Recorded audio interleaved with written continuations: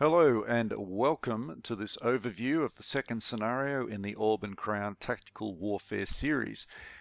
This one is set in the deserts of Jotunheim and is called Scorchlands. When you've enabled the Tactical Warfare mod, you'll see this screen, and starting the scenario is as usual. I'll go into hot seat. You have the campaign image, a short description about what the scenario is about, and victory conditions if you want to see those. So Malkan has to capture Guaten Peak, and Jotunheim has to drive the invaders out by capturing the Malkan encampment, which is in the east of the map. So we'll start the campaign off. 3D units off, national colours off. I haven't set up the national colours, so they will look a bit strange if you turn them on. The opening screen will appear, and the opening description of the situation, the context, and the lore that's involved in it. A map of the overall view of Jotunheim. It's not to scale; it's more of a symbolic map. So the map is a sort of dirty, dusty type of map of Jotunheim. At the moment, of course, that's shaded. That's why it looks particularly dark. If we come over here, we can see the spotting range of the different units.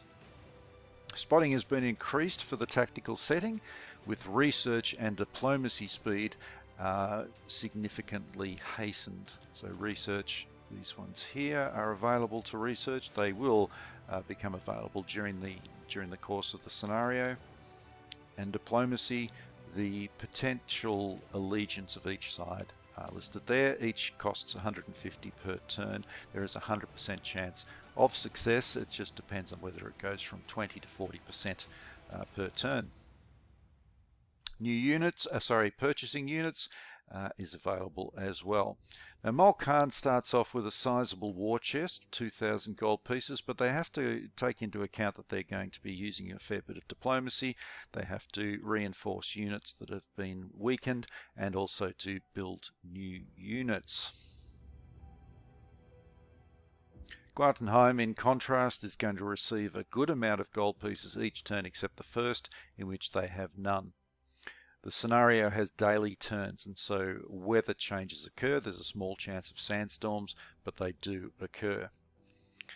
So let's just have a quick look at movement, and I'll start down here in the south, and you can see that the spotting range is increased reasonably dramatically. I'll take over this farm here and just move a few units, but I'm not going to go through too many turns. I want to skip ahead and show the map when there's more units on the board. Whoops. All right, let's go. Wouldn't normally move my leader out to take the front, even though that's what leadership is all about. It would be a little bit strange. So in this one, all I'm going to spend any of the gold pieces on is trying to get Silk Sultanate to join me. No, I'm not going to declare war. Spend 100 gold food pieces on it. Alright, just going to end the turn at this point. You'll see that Silk Sultanate has moved 30% towards the Allies. So that's pretty standard, right between 20 and 40. Collect 14 gold pieces, which is next to nothing, and I need to get my allegiance on side to gain gold pieces from them. Right, from the side of the Jotunheim side, you can see the description of the two farms that have been captured, and also we know that Silk Sultanate has moved a little bit. Alright, there's of course context information for the adversaries, for Jotunheim, and the same map as we saw for the Allies, except we've got the Jotunheim symbol. Alright, so this is what it looks like when the shading is not on for not being visible. And you can see that there's quite a lot of units. There are quite a lot of resources on the map. If you zoom out, you can see the whole map in one look, which is quite handy when you're planning your strategic moves on a tactical map. Go figure. So we've got the dirty rivers that are running through the land. We've got Guarton Peak here, and we've got farms and dwellings all the way around. We've also got a dragon here. Imrith, the Doom of the Desert, is here, and she is quite a force to be reckoned with. So you want to get her out breathing, well, lightning, she's blue dragon, at the advancing Malkan forces. Alright, that's where I'm going to leave it here, and I'll skip ahead to when the map is more populated. So what you can see here is that the fortress of Guarton Peak has been threatened by Malkan in the east, and they've been joined by Silk Sultanate. And down in the south, Trans-Moradonia has just been defeated by Moradon, another ally of Malkan. So it looks like Guarton Peak is in trouble. I'm just looking at the research that Guarton Peak has been able to achieve during the course of the scenario to this date, or to this stage, and it's not a great deal, and perhaps, arguably, they should have spent that money on units rather than on research, but that's something that you'll need to work out for yourself in this. There's a number of different options, of course, to work out what's the best thing to do, and attacking the heroes is with the giant unit is definitely not one of the better ideas, and so I'm going to retreat quickly away from them. Okay, so you can see that in the the eastern corner of Guarton Peak, it has been breached by the Malkan forces as they approach. So they have already breached the castle defenses, and they continue to move up. They need to get past this covering force in the south of the city before they can actually enter the city and defeat it in its entirety. Of course, the Guartenheim forces are going to fight back. They don't have a lot there, though, which means that their doom is inevitable, and they will fall in just a matter of turns. I won't be showing those, but I can, because I've played it, guarantee that that is exactly what's going to happen. So I just wanted to show you this turn from the position of the almost defeated Guartenheim forces. And you can see that they have lost medium humanoids, and they are replacing them at the cheapened cost of the usual 60% of full price, so to speak. And they're reforming the units and putting them into Guarton Peak itself, remembering that there's no delay in unit production. They are available immediately that you buy them. Okay, now we'll switch over and have a look from the Allies side. They got 153 gold pieces, and that's about half of what they were getting at the beginning of the game.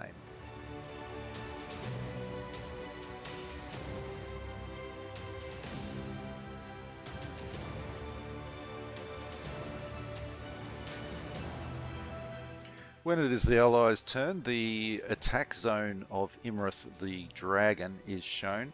Even if the unit of Imrith the Dragon is defeated, she is not considered to have been killed. She is still flying around and being a nuisance, and a dangerous nuisance at that, but just not a unit on the board, on the map I should say. Now down here we have Moradon is attacking the small force that appeared on the southern border from Trans-Moradonia, and they're going to defeat them before they turn their attention towards the fortress city itself. With what they had, Trans-Moradonia was definitely going to be defeated, and we can see that now as the capital, so-called capital, it's actually the encampment tent, or the headquarters of the commander, is actually defeated. So these are all encampments on the edge of the map. So that was a relatively easy conquest, but there had been some significant battles leading up to that.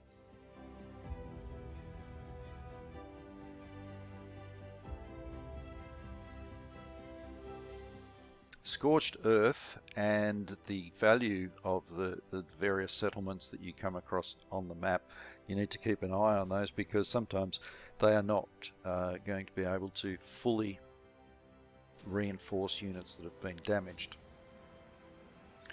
The scorched earth policy of Gwartenheim is to destroy everything and leave nothing for the enemy as they approach, and that really causes all sorts of problems for the approaching Mulkan army. As you can see, the range of bows, which just fired then, is is more than artillery in the vanilla games, and they also have the ability to extend that range. So that bow unit that we saw before was firing at 4 hexes, and 5 is the maximum that you can get for bows, but ballistas and catapults of course can fire a lot further than that. So this is just a matter of moving the units up into position to attack the city, the castle. You can see Gwartenpeak there, the dominating tower in the middle, and there's a volcano outside the city as well. Alright, so the ballista in this case is firing against those orcs or whatever they happen to be within the city walls, and the trebuchet is now going to fire its missiles as well, and it causes massive damage to the resources and has a reasonably good chance of damaging the units that are inside that resource as well. The roofs and walls of these constructions don't tend to provide a lot of cover against the massive projectiles that trebuchets are capable of hurling great distances.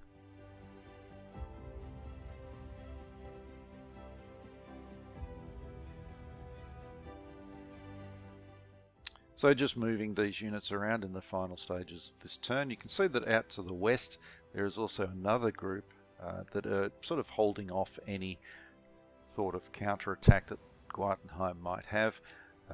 They have a number of units out in the west, but they're not strong enough to really pose much of a threat, so that's just a covering force to keep them at bay if they do decide that they want to get more involved in the action that's taking place in the city.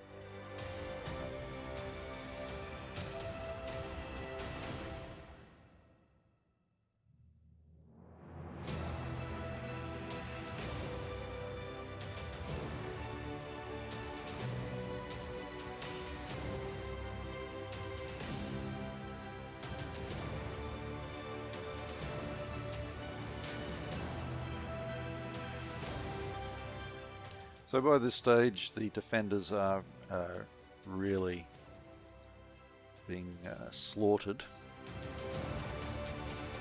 Their morale is nowhere near as good. Their morale has been, of course, badly affected by the defeats that they've suffered up until this point. It's not shown in the video, but as the attackers get closer, there are 3 different events that can take place. Where units will appear in Gwartenpeak that have come out of the Underdark underneath the castle, and they will either be for monsters or undead or sky vaulters, which are like your paratroop units.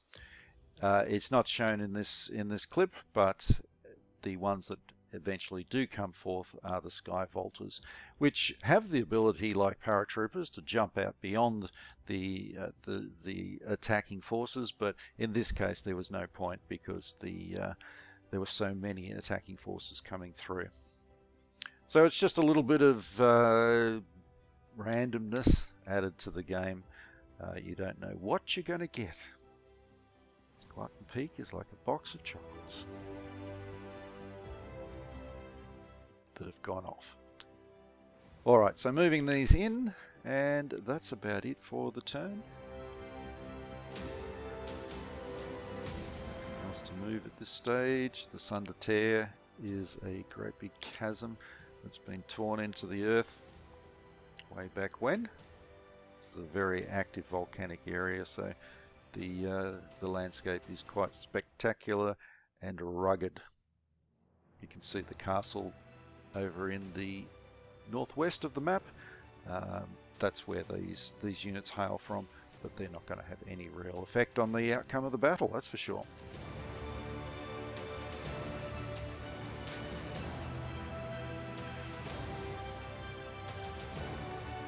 So now I've got much, well, I had more before, 91 left after I've reinforced units. I've got this as my research, 2 levels in a couple of things, or quite a few things actually, that have been invested on as the game has progressed. So zooming out, you can see all of the units. This is the thing that happens with the extended spotting range. You can see a lot more. Transmoridonia surrenders. Mulcan plunders 105 gold pieces from that and gets 358 gold pieces. Of course, as the game goes on, the balance of gold pieces, of course, shifts away from Guatenheim. Okay, so this is what the map looks like when the units have been hidden, and you can see the resources that are underneath. That exclamation mark there is a mine, which is right in the middle of the city, a coal mine. There are other ones around the map. They have Duergar, which are like the Underdark dwarves that mine it. They need to be kept there if Guatenheim is going to get its gold pieces from it. Alright, so that's the introduction to Scorchlands. And if you play it, I hope you enjoy it, and thanks for watching. See you next time.